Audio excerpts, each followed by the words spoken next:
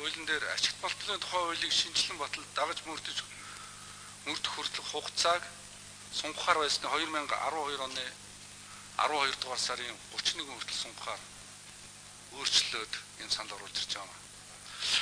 Тэгэхээр энэ бас эндээс ингээ хараад байгаад бид ер нь тун хариуцлахгүй байгаагийн нэг жишээ харагдаад байгаа юм л да. Өнөөдөр би одоо энэ засгийн газрын гишүүдээс асууя гэсэн засгийн газрын гишүүд нэг ч ялгал да. Нөгөө хамтарч тврээд би энд үр дүрээндээ ороод энэ хуулийг чинь батлаад ашигт малтны хуулийг батлана гэд 2008 оны Бадамсүрэн гишүүнээр ахлуулсан ажлын хэсэг ашигт малтны хуулинд өөрчлөлт оруулах тухай одоо тийм ажлын хэсэг байгуулагдсан гэж би бодож байгаа. 2008 онд шүү дээ. Тэгээ үлдээ хүртэл ашигт малтны хуулинд өөрчлөлт оруулж чадахгүй. Тэгээд энэ хоргийг л хойшлуулдаг ажилтай болчиход байна л да. Дээрээс нь 2009 оны 57 дугаар тогтоолоор улсын хурал тодорхой шийдвэр өгсөн шүү дээ. Ашигт малтны хуулинд өөрчлөлт оруулах гэдэг. Тэгээ энийг хийж чадахгүй одоо нийтдээ 3-4 дахь жилдээ үзээд ашигт малтны хуулинд өөрчлөлт оруулж чадахгүй учраас энийг лицензийн хамиг сунгаад лиценз сунгаснаасаа болоод лицензийн 8-чтэй одоо газар авч шүү дээ. Одоо ерөөсөө хичнээн лицензтэй нөхдөд байдаг зарим нь 50 60 100 гаруй лицензтэй. Нэг лицензийг хэдэн 10 сая доллараар зардаг.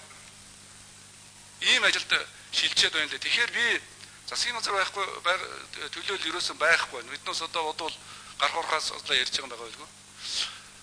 Юу тэгэхээр энэ байнгын орооноос болон энэ ерөнхийлөгчийн намын газраас асуулт байна л да. Одоо энэ сая бол энэ хоригдсноос болоод тодорхой хүмүүсийн лицензийг буцааж авсан гэж ойлгож байгаа. Гэтэл бол 50 60 100 лицензтэй хүмүүс бол лицензээ зараад нөгөө лицензүүдээ хадгалж үлдээгээд байгаа байхгүй юу. Тэгэхээр одоо энэ их олон лиценз авсан хүмүүс хайшин хэдэн лицензийг зардсан байна. Өөрөөр хэлбэл 50 лицензтэй байж байгаа. Өнөөдөр 25-таа болсон бол тэр 25 лицензээ хэдэн 10 сая доллараар зардсан бай таарна шүү дээ. Тэгэхээр тийм тооцоо гаргаж одоо судалгаа гаргасан юм байна уу? Ерөнхийлөгчийн намын газараас одоо энэ дээр тийм баримт байна уу? Тэгэхгүй бол одоо энэ ерөөсөө энийг хоригдсан нь бол нэг талаараас шинэ лиценз өгөхгүй сайн юм шиг харагдаад сунгаад байгаа мөртлөөсөө ямар ч үн цэнэгүүгээр цаас түрүү зарим гишүүдээс лиценз гэсэн цаас аваад тэрүүгээрээ 8 хийгээд тэгээд нөгөө тэрний ард чинь нөгөө олигархууд төрөөс тэрсэн тэр бомтонгууд нөгөө улс төрийн том хүмүүсийн ардлын хүмүүсийн доогуур лицензийн 8 хийгээд баяжаад тэгээд улс төрийн сонгуульд одоо бэлтгэл ажиллагаа хийгээд энд одоо 31-ээс өмнө баахан үйл ажиллагаа хийсэн шүү дээ.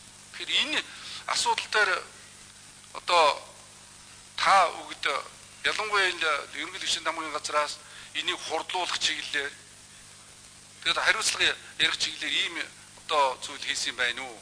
Би одоо дахин хэлж байгаа лицензийн асуудал лиг тодруулж өгмөр байна.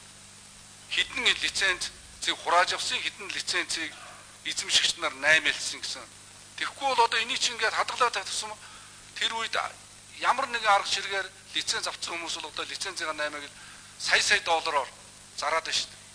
Өнөөдөр хүмүүс 21 мянган төгрөгөн дээр 4 цаг ойчилж яар хас 30 градус ойчилж байхад өнөөдөр лицензийн 8-ачд хэдэн 10 сая төгрөгөөр тэрийг зарчаад гадаадд байр орон сууц авчаад гадаад казинодод яваад шүү дээ. Энэ дээр ямар хуу тооцоо судалгаа хийж ямар хуу одоо за цагаан ерөнхийлөгчийн зөвлөл. За эрхэм гишүүний асуултанд хариулъя. Энэ макро төвшингийн бас тэ микро янз бүрийн төвшингийн асуултуудыг хольж асуусан учраас бас хольжл одоо хариулах хэрэг гарч ийн л да. Тэгэхээр нэлээд бол судалгаа бол байгаа. Дэлгэрэнгүй судалгааг өгж болно. Зүгээр энэ танилцуулган дээр ч гэсэн ингэж одоо хичтэн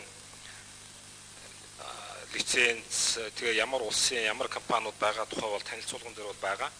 Зүгээр энэ урд нь лиценз авсан хүмүүс бол одоо мөнгө хийгээд байгааг нь багасгахын тулд лицензийг бол нээж өгөх нь зүйтэй гэсэн тийм санаа хэлж байгаа бол тэрнийг бол зөвшөөрөх боломжгүй гэдгийг хэлмээр байна. Тэгээд энэ хуулийн төслийг боловсруулах ажлын хэсэгтэр бол зөвхөн ерөнхий засгийн хамгааллын газраас гадна бас улсын их хурл, засгийн газрын холбогдох мэргэжлийн хүмүүс бол ажиллаж байгаа.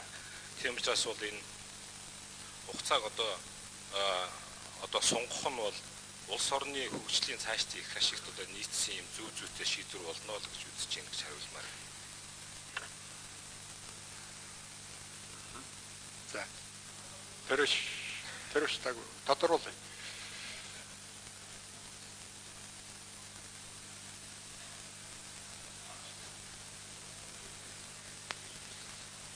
Би хугацаа сунгийг буруутгахаас илүү энэ ашигт модулын тухай хуульд өөрчлөлт оруулах тухай улсын хурлын тогтоол гарчихсан. Улсын хурлын даргын захирамжаар ажлын хэсэг байгуулагдаад 4 жил болчихсон байж байна.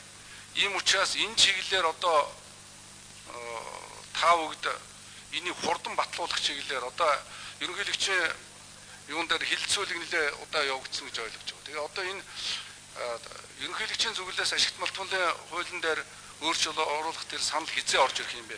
Хэрвээ орж ирэхгүй бол Бат Эрдэнэ гишүүн нэр ахлуулсан бас улсын хурлын гишүүд хэдэн гишүүд энэ ашигт малтуулын тухайд өөрчлөлт оруулах одоо хуулийн төсөл боловсруулсан байгаа л да.